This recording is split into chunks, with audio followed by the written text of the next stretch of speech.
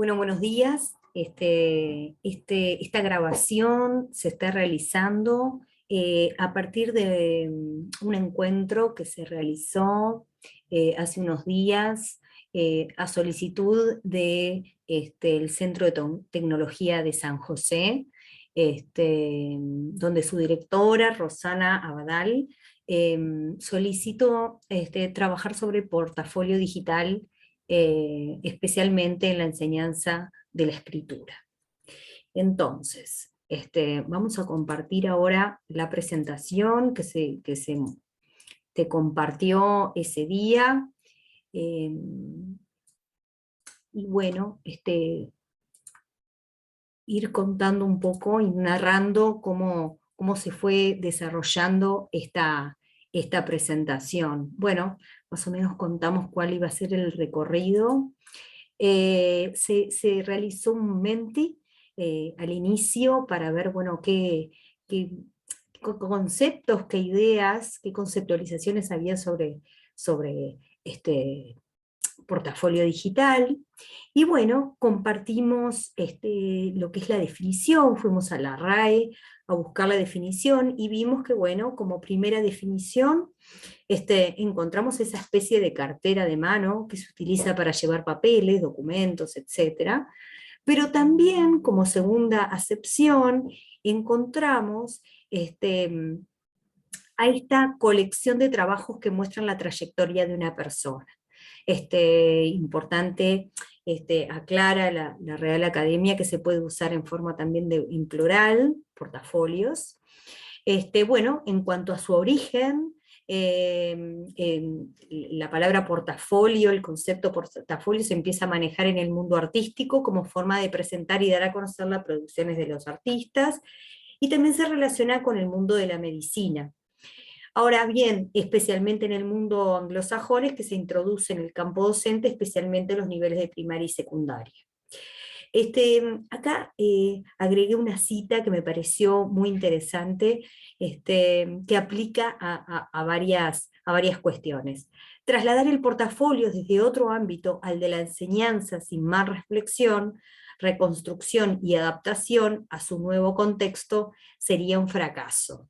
Esta cuestión que me parece que nos sirve para pensar cómo a veces traemos al mundo de la educación términos y conceptos que, bueno, de alguna manera lo hacemos entrar en el mundo de la educación y bueno, sin esta reconstrucción y adaptación al contexto nuevo, bueno, no sería tan efectivo su uso, ¿no?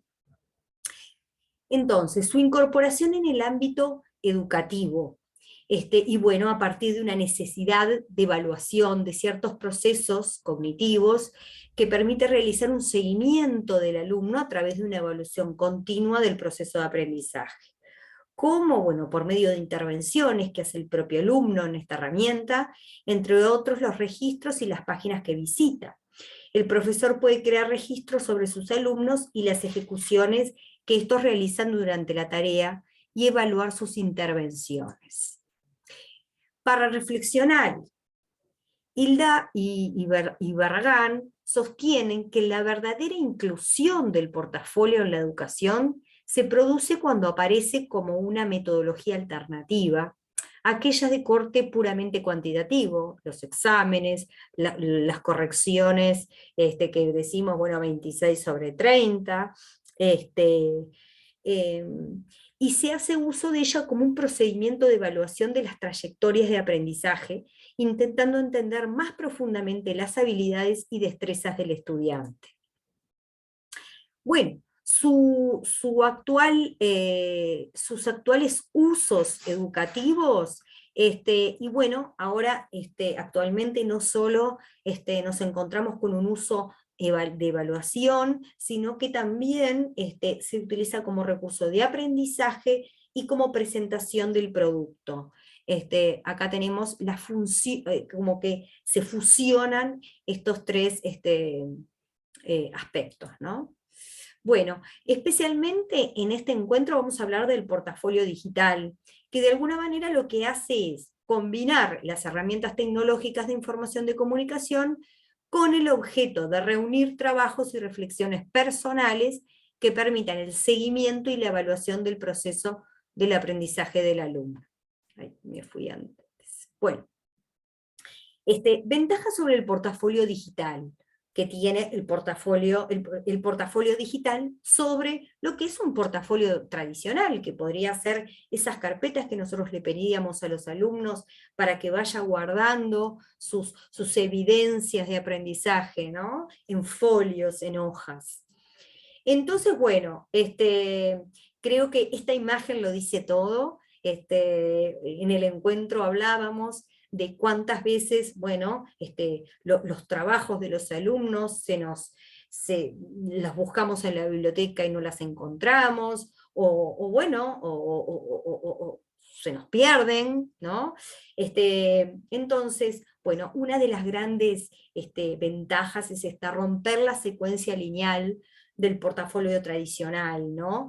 Además, ¿no? Incorporación de todo tipo, se puede incorporar cualquier tipo de formato, desde textos planos a imágenes, a videos o elementos multimedia, que no lo permite el portafolio tradicional.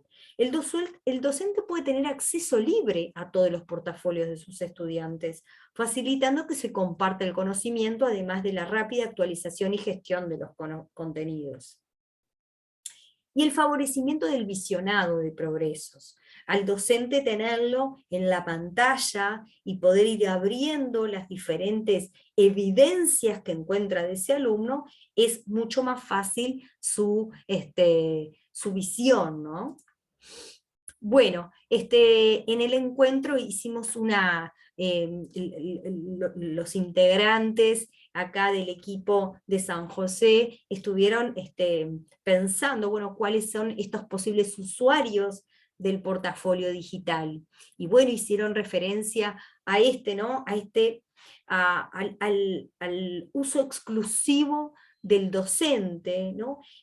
Durante mucho tiempo en ese mundo anglosajón también el portafolio era de uso docente, ¿no? ¿Para qué? Era un instrumento que permite al docente documentar de manera objetiva sus esfuerzos y resultados en la enseñanza.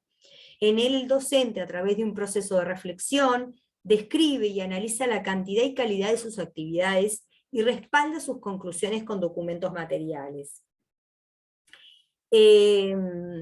Bueno, en realidad comentábamos en el encuentro que esta definición de portafolio del docente lo podríamos asemejar o lo podríamos traer a nuestro contexto a lo que es nuestra planificación anual, pero con el agregado de estas reflexiones personales sobre la propia actuación. Y acá lo vinculamos con el concepto de narrativas o de bitácoras, que durante mucho tiempo se le solicitó al docente que hiciera de sus actividades, hiciera una especie de descripción sobre la actividad, sobre que registrara observaciones, que registrara comentarios, reflexiones, etc.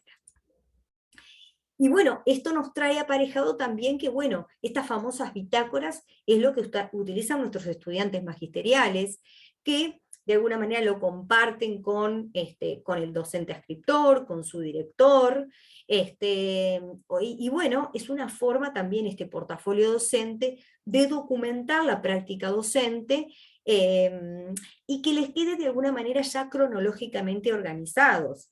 Además puede ir registrando como bitácora personal las reflexiones realizadas a partir de las clases dadas, como también diferentes intercambios con el docente adscriptor pre y post actividad. Quizás nosotros, como maestros que fuimos en algún momento adscriptores, lo hacíamos mediante un drive, donde mismo le pedíamos al alumno al estudiante magisterial que no borre algunas cuestiones que se escribían en el drive, de intervenciones que hacía el maestro adscriptor, sugiriendo alguna actividad o sugiriendo algún material para leer. Bueno, lo hacíamos en Drive, por ejemplo. Y bueno, y acá está este uso del maestro y del docente, del alumno y del docente. El portafolio del alumno hace referencia al conjunto de evidencias que muestran el desarrollo y la evolución del proceso de aprendizaje que hace este alumno, y además visualizando los logros, ¿no? El alumno puede documentar y además elegir, por ejemplo, en determinado momento, qué producción tomar o qué actividad tomar para, por ejemplo, mostrar o para determinada propuesta. Bueno, este uso del portafolio digital, compartido con el docente, está vinculado con las teorías constructivistas que consideran al aprendiz como el constructor de su propio conocimiento, el que toma sus decisiones a partir de aquellas actividades y reflexiona sobre aquellas actividades o aquellas propuestas, en este caso de escritura, que fueron potentes o que están mejor realizadas. Bueno, ahí es el alumno el que toma esas decisiones. Y bueno, y el docente, no como el que enseña, el que da los conocimientos, el que dice que esto está bien o está mal, sino el tutor, en una modalidad de tutoría que acompaña al alumno en ese proceso de aprendizaje y de construcción de conocimientos. Y después se sugiere también este uso del portafolio a nivel institución como herramienta de recopilación y documentación de la historia de los aprendizajes que relatan las etapas atravesadas por el alumno. Conversábamos en el encuentro, o sea que esto tiene que de alguna manera ser gestionado por una dirección, y lo asociábamos con las famosas fichas acumulativas, donde las maestras de inicial guardaban en esas fichas acumulativas, en esos registros acumulativos, por ejemplo, una evidencia sobre la figura humana, sobre el concepto de número, sobre alguna producción inicial, y bueno, se veía como en primero la maestra también de primero agregaba sus diferentes evidencias, y bueno, lo que acá está interesante, la sugerencia, es hacerlo en formato digital, ¿no? Entonces, que de alguna manera en la institución cada alumno tenga, tenga un portafolio asignado digital, donde ahí encontramos las evidencias, ¿no?, de sus aprendizajes.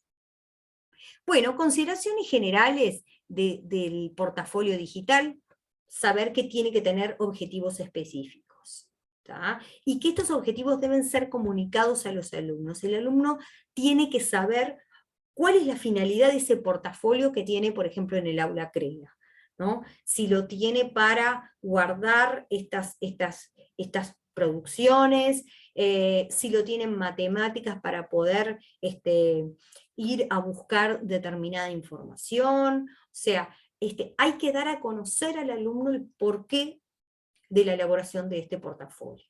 Se implementa, bueno, para un grupo en particular, contiene trabajos que son considerados como evidencias, pero también reflexiones de los estudiantes y de los docentes acerca de estas evidencias incorporadas. Y bueno, y también se puede usar en todos los niveles con diferentes objetivos, porque recordamos que puede tener diversos formatos de presentación. Pueden documentarse evidencias en video, en audios, en diapositivas, en textos. Bien, hablamos que tiene etapas la implementación del portafolio digital, por lo menos la planificación y la ejecución. En esta planificación nos pareció interesante sugerir algunas preguntas que el maestro puede hacerse. ¿Por qué hacer un portafolio digital? ¿Qué diferencia encuentras con otras formas de documentación de evidencias? ¿Qué se espera de un portafolio digital? ¿Qué uso se le va a dar? Bueno, acá nos centramos en el uso del portafolio digital para la enseñanza de la lengua. Entonces entendemos que el uso de este portafolio digital promueve la integración de macro y microhabilidades lingüísticas. El proceso en sí de construcción del portafolio digital involucra el uso de la lengua, con diferentes propósitos y en sus diferentes manifestaciones. Y además sirve para la recopilación ordenada cronológicamente de modelos textuales auténticos y de producciones escritas personales que den cuenta a partir de una mirada reflexiva de los avances, donde en estas evidencias puede integrarse habilidades orales y escritas productivas y receptivas. Bueno, acá en estas imágenes podemos encontrar que acá nos alejamos un poco del tema centrado en el portafolio digital y nos ponemos a reflexionar sobre esto, ¿no? En especial en la enseñanza de la escritura, sobre el uso de las TIC y en especial del procesador de texto en el proceso de escritura. Entonces acá tenemos estas dos imágenes y vemos, bueno, a ver, nosotros ya como usuarios, ¿no? del procesador de texto, como adultos usuarios del procesador de texto, consideramos, y en el encuentro lo conversamos con las compañeras, que sí nos facilita ese proceso de escribir. Ahora, lo que hicimos fue buscar en diferentes materiales académicos, a ver si hay investigaciones realizadas sobre si el procesador de texto ayuda al proceso de escritura. Y encontramos que sí, ¿no? Que si bien, como decíamos acá, un autor llamado Calle, si bien no afecta directamente al proceso de escritura, de creación, sí otorga elementos que facilitan aspectos mecánicos, lo conversábamos con las compañeras, como por ejemplo es cortar, pegar, eliminar, resaltar, el famoso indicador de inadecuaciones ortográficas y gramaticales. Entonces, todas estas facilidades le facilita lo que es la autorregulación del que escribe, ¿no? Esto que decíamos, el tomar decisiones, el fomentar competencias de decidir, ¿no? sobre, bueno, acá me estamos marcando un error, lo voy a corregir. Nos dicen también que aumenta las capacidades del escritor, como la creación, además que los motiva en su presentación, en la estética del texto. Decíamos que los niños, por lo menos de este siglo XXI, cómo les cuesta hacer la presentación en papel de forma prolija, subrayada, bueno, como que se lo tenemos que estar enseñando. Bueno, el tema de hacerlo en procesador de texto ya los incentiva a usar más un resaltado, un subrayado, un color. Dicen autores que hay mayor involucramiento, hay más participación activa, los chiquilines se encuentran más motivados cuando es el momento de producir en procesador de texto. Además, y ahora recuerdo que una de las compañeras de acá de la Dirección de Tecnología de San José nos decía, además, bueno, esto de que si tenemos algún niño con algún problema del tipo motriz, bueno, lo facilitamos de esta manera, ¿no? Usando el procesador de texto. Yo les contaba a las compañeras que yo hace mucho tiempo tuve un chico con espina bífida y bueno, la inclusión de una máquina de escribir, no había computadoras en ese momento, le facilitó un montón el poder escribir.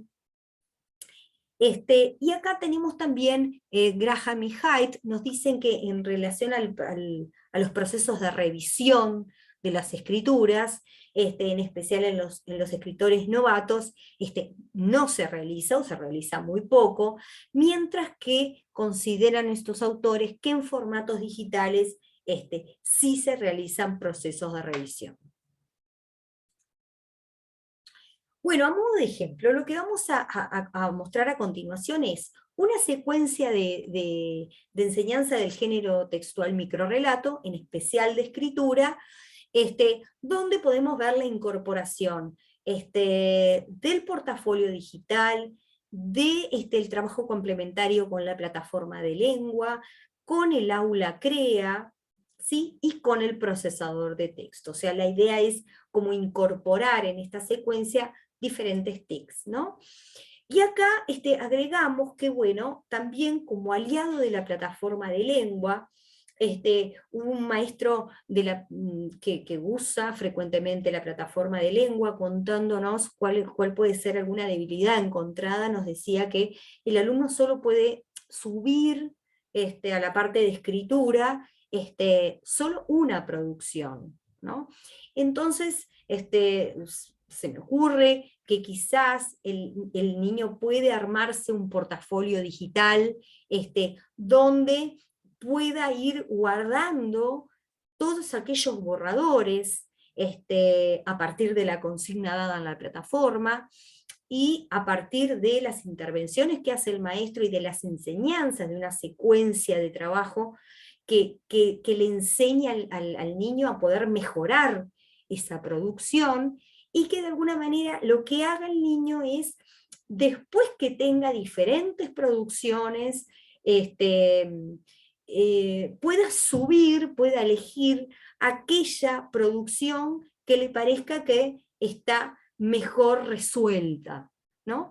Esa es la que puede subir a la plataforma de lengua. Entonces, nos pareció que el portafolio digital puede ser un aliado para trabajar en la plataforma de lengua.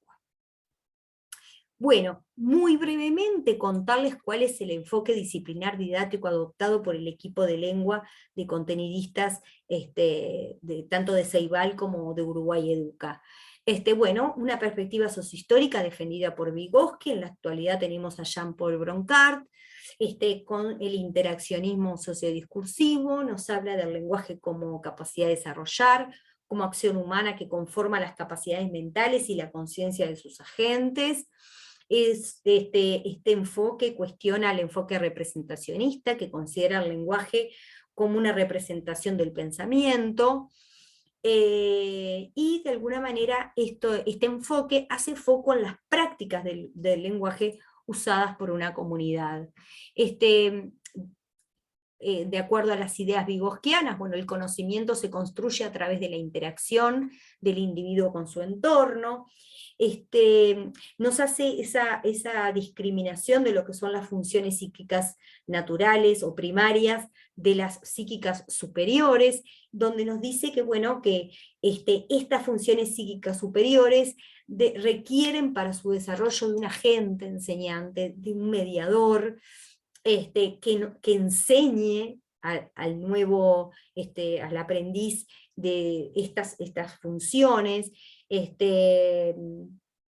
donde a partir del aprendiz tiene que realizar una autorregulación voluntaria, una realización consciente, y mediante el uso de los signos, ¿no? del lenguaje como mediador de esta enseñanza.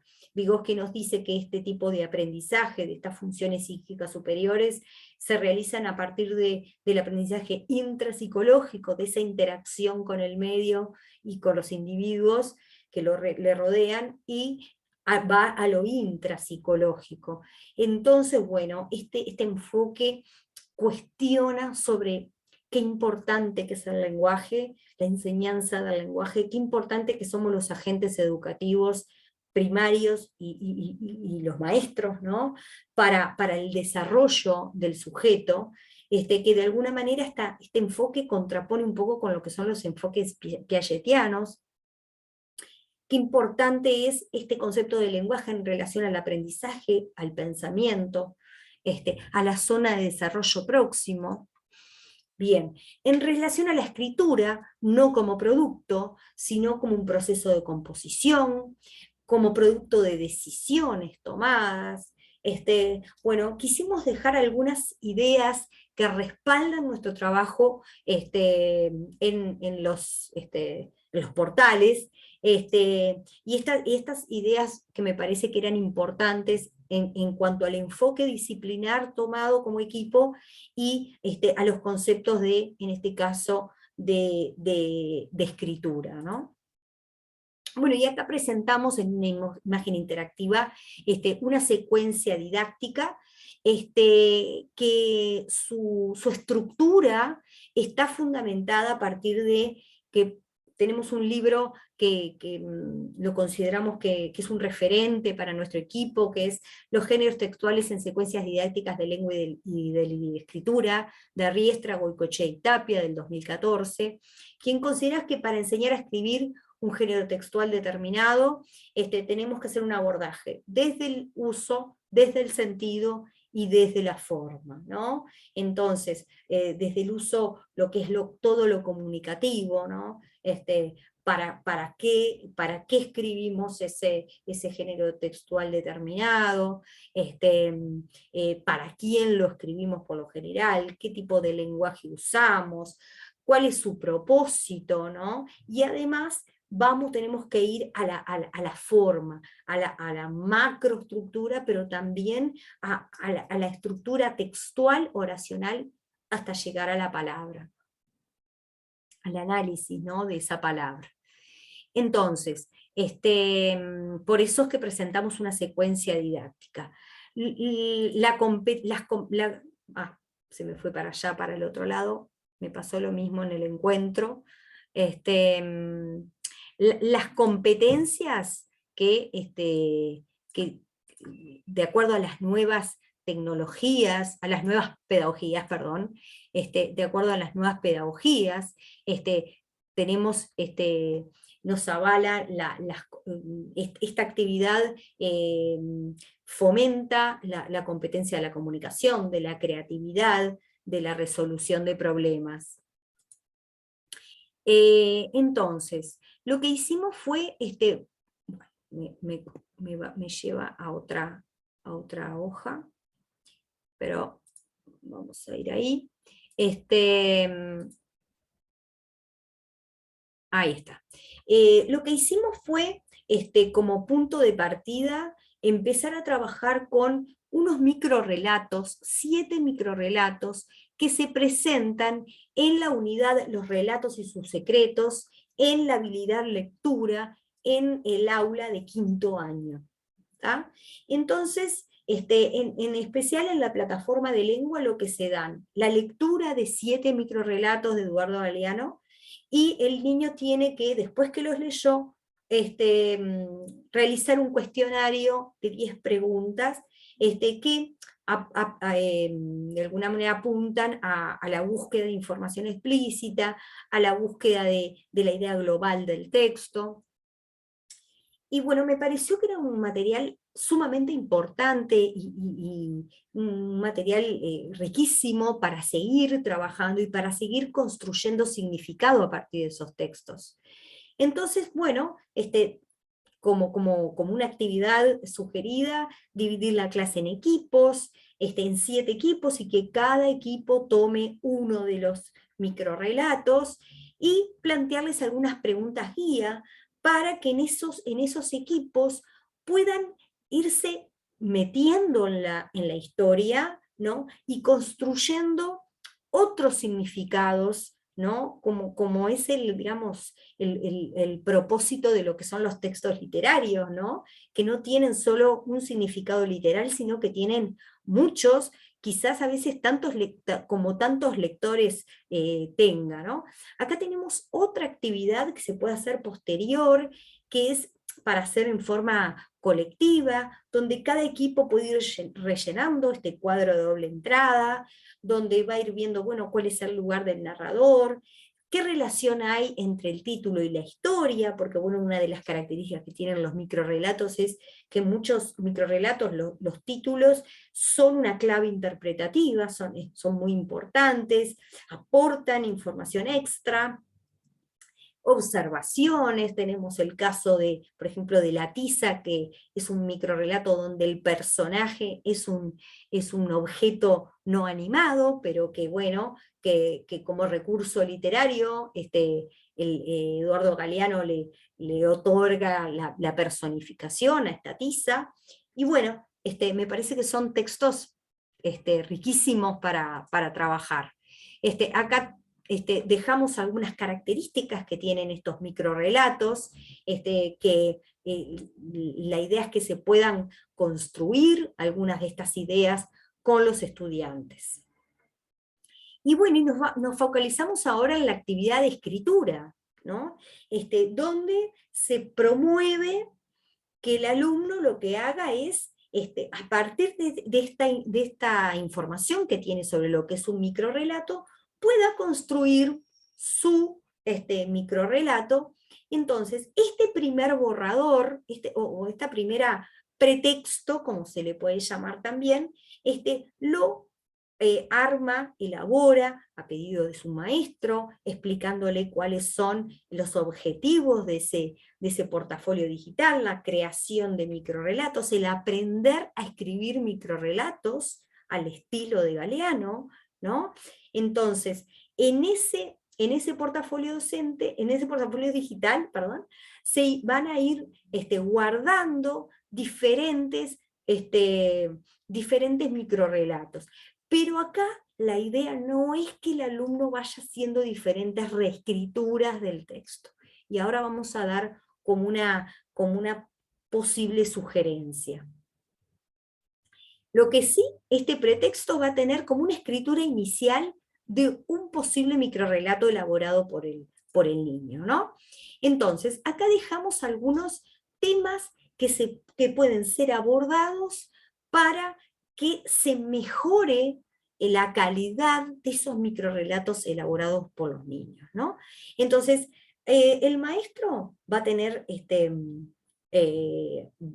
de acceso, ¿no?, estos pretextos elaborados por sus alumnos y puede ir sacando insumos, ¿no? Ir viendo, bueno, por ejemplo, los chiquilines tienen problemas en la coherencia verbal, ¿no? Porque empiezan narrando en un presente y después siguen en un pretérito y después, ¿no? O empiezan narrando en determinado tiempo y después siguen con otro. Bueno, muy bien. Hay problemas en el uso de los signos de puntuación, hay problema en el uso de las mayúsculas. Bueno, entonces, acá el maestro tiene que empezar como a elaborar actividades, propuestas puntuales para reflexionar en torno a esas inadecuaciones que pasaron, ¿no? Pero en realidad para que pueda escribir su microrrelato, lo que consideramos que es importante el abordaje de verbo, ¿no? Porque especialmente que puedan reflexionar en torno a los tiempos verbales que utilizaron en el relato, el uso de presente, el uso de los pretéritos, y cómo, por ejemplo, el cambiar de un pretérito a otro hace que cambiemos, por ejemplo, saltemos de estar contando, por ejemplo, un inicio de relato, pasemos a explicar el problema o el nudo del relato. Entonces, que por ejemplo podamos ver, bueno, cómo varía un verbo, el verbo, en tiempo presente y en tiempo pretérito. También palabras que marcan ruptura, y acá tenemos varias ejemplificadas, ya que se usan en combinación con el cambio del tiempo verbal, esto que hablábamos, palabras que pueden aparecer en el comienzo de la resolución, o palabras que marcan la sucesión de hechos en el tiempo, ¿no? Entonces, estos podrían ser algunas cuestiones a trabajar en el texto, en la secuencia narrativa, ¿no? Y bueno, acá les dejamos como una secuencia, entonces, donde hicimos en la consigna inicial, donde el maestro tomó diferentes insumos para poder planificar su secuencia, pero bueno, dijimos, bueno, vamos a ver, por ejemplo, la coherencia en el tiempo verbal. Podemos volver a retomar, por ejemplo, los dos micro relatos, por ejemplo, El pájaro carpintero y Llorar, donde uno está narrado en presente y otro está narrado en pretérito, y confrontarlos para que puedan ver las similitudes que hay, pero las diferencias que hay en cuanto al uso de los tiempos verbales, ¿no?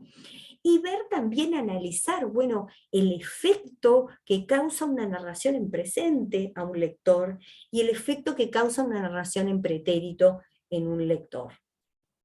Entonces, la consigna de escritura podría ser no la reformulación de los tiempos, no la corrección de los tiempos, sino la consigna de reformulación podría ser, por ejemplo, toma los dos primeros enunciados de tu relato, ¿no? Y pásalo, si lo hiciste en presente, pásalo a pretérito. Si lo hiciste en pretérito, pásalo a presente. Entonces, hacerlo reflexionar, y con rojo dejé, bueno, esa intervención del maestro. ¿Qué cambios puedes apreciar en el efecto de la historia al cambiar el tiempo verbal? ¿Tá? Otro taller, otra intervención docente podría ser, por ejemplo, presentarle de estos mismos textos del Galeano, una que esté narrado por el personaje y otra que esté narrado en una tercera persona, ¿no? Donde cambia la posición del narrador. Bueno, también, ¿qué cambios pueden ver en las palabras utilizadas? Y ahí vamos a encontrar los verbos, que cambian los verbos, que cambia la persona, ¿no? Un poco también para ir adentrándonos en el conocimiento gramatical y en la reflexión de la forma, y ver que los verbos son palabras que cambian, a diferencia de otro tipo de palabras, por ejemplo las preposiciones, ¿no? Que son palabras, son grupos cerrados de palabras, mientras que el verbo son grupos abiertos de palabras, ya que se modifican, cambian, ¿no? Además de que estamos abiertos a recibir y a que se creen nuevos verbos, ¿no? Por ejemplo, por los préstamos lingüísticos, ¿no? Bueno, también hacer otro taller donde le acercamos, y entonces ahora podemos ir a otros microrelatos donde la presencia de los adverbios, de esas palabras que marcan ruptura, que marcan la sucesión de hechos, marcan o tienen una clave, un rol fundamental en el relato, ¿no? También, entonces, la consigna de reformulación, también en base a su texto original, podría ser, bueno, incorpora en tu relato algunos de estos adverbios que marquen, por ejemplo, la ruptura, el momento de que se está describiendo determinada situación y que de forma intempestiva aparece una situación que rompe con esa descripción, ¿no? Entonces tiene que estar la incorporación de este tipo de palabras. Y bueno, la idea es que después de toda esta actividad, ¿no? Esta intervención en cuanto también al uso de mayúsculas, en cuanto al concepto de oración como estructura predicativa, aparezca que el niño, a partir de todas estas cuestiones que aprendió, que se pueden colocar en un Padlet, por ejemplo, las ideas que aprendieron, ¿no? E ir haciendo como un registro de las cuestiones que aprendieron sobre los microrelatos, pueden sí ahora intervenir sobre su relato inicial, ¿no? Entonces puedan ver, bueno, a ver, ¿cómo lo puedo mejorar a partir de todo lo que aprendí? ¿No? Y que el niño pueda hacer una nueva escritura. ¿Está? Esto es una sugerencia de trabajo, ustedes podrán tomarlo como sugerencia, pero imaginarse 1000 actividades, los maestros somos muy creativos para seguir trabajando a partir de este género textual. También dejo acá unas rúbricas que son extraídas de libros. Esta rúbrica me pareció interesante para que el niño tenga, cuando hace la primera consigna individual, donde se formula preguntas, bueno, que me parece que están interesantes para ayudar al niño a preguntarse cuestiones sobre su texto, ¿no? Acá tenemos algunas que también fueron seleccionadas del libro El portafolio digital como estrategia didáctica de la lengua materna en el aula, que no son específicamente de microrelatos, pero sí son de producciones de escritura. ¿Tá? Bueno, y acá les dejo referencias bibliográficas que fueron las utilizadas en este encuentro, para que de alguna manera ustedes puedan ampliar lo trabajado en este encuentro, ¿no? O sea, son todos los materiales que se usaron para compartir para la elaboración de este material.